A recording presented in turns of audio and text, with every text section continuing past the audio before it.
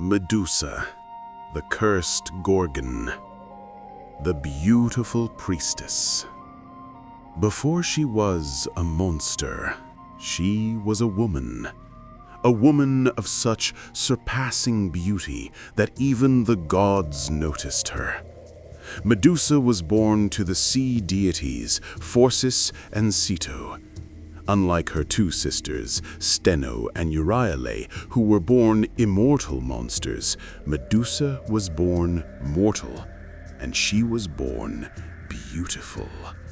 Her hair was her crowning glory, long golden locks that shone like the sun. She was aware of her beauty, but she dedicated herself to a life of purity.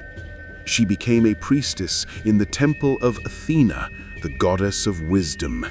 She took a vow of celibacy, serving the goddess with devotion.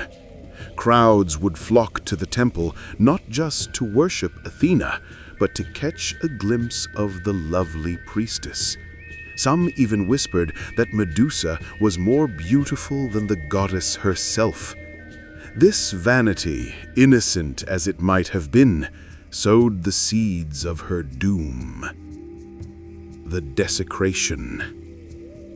One day, Poseidon, the lord of the sea, saw Medusa walking along the shore. He was captivated by her beauty, especially her golden hair. He pursued her. Medusa ran. She fled into the sanctuary of Athena's temple, seeking protection at the foot of the goddess's statue. But Poseidon did not care for boundaries. He entered the temple, and right there on the sacred floor, he took her. It was a violation of the highest order. Medusa prayed to Athena for help, but Athena did not intervene. When Poseidon left, Medusa was left broken and weeping on the cold marble floor. She waited for Athena to comfort her, to punish the god who had defiled her sanctuary.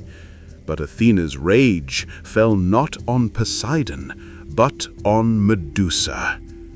The curse. Athena appeared, cold and furious. She blamed Medusa for tempting the god and desecrating her temple. The punishment she devised was cruel and poetic. You are proud of your beauty? You are proud of your golden hair that catches the eyes of men? Then I shall take it away.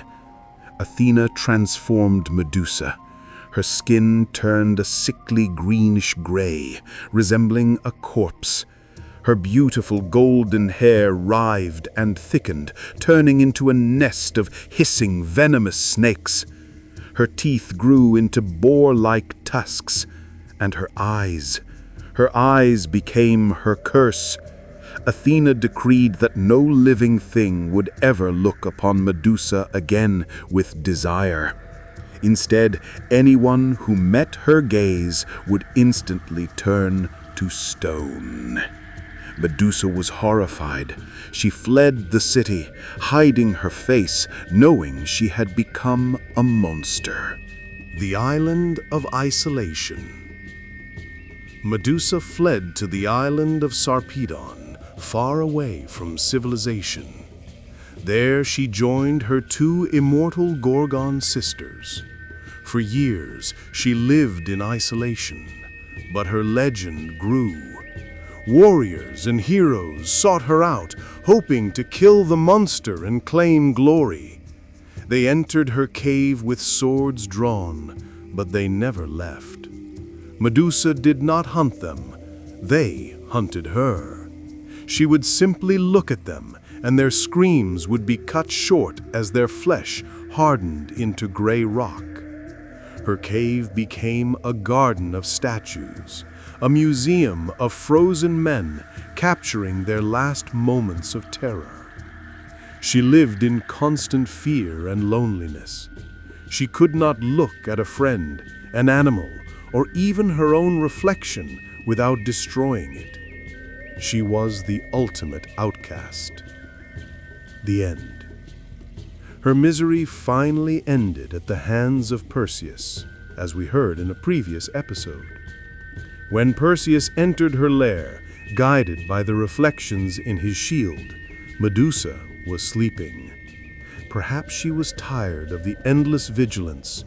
Perhaps she welcomed the end. Perseus severed her head with a single stroke. But even in death, the tragedy continued. From her bleeding neck sprang two children, Pegasus, the winged horse, and Chrysaor, the golden warrior.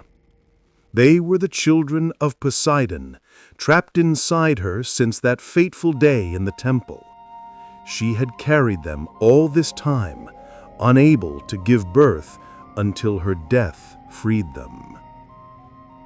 The symbol of protection. Medusa died, but her power lived on. Her head, even severed, retained the power to petrify. Perseus used it to save Andromeda and defeat his enemies. Eventually, he gave the head to Athena.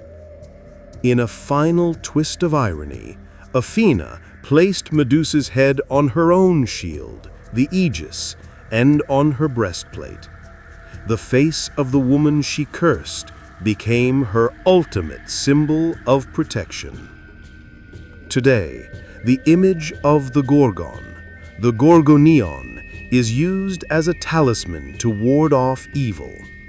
Medusa, the victim who became a monster, became a protector. She is a reminder that sometimes monsters are made, not born.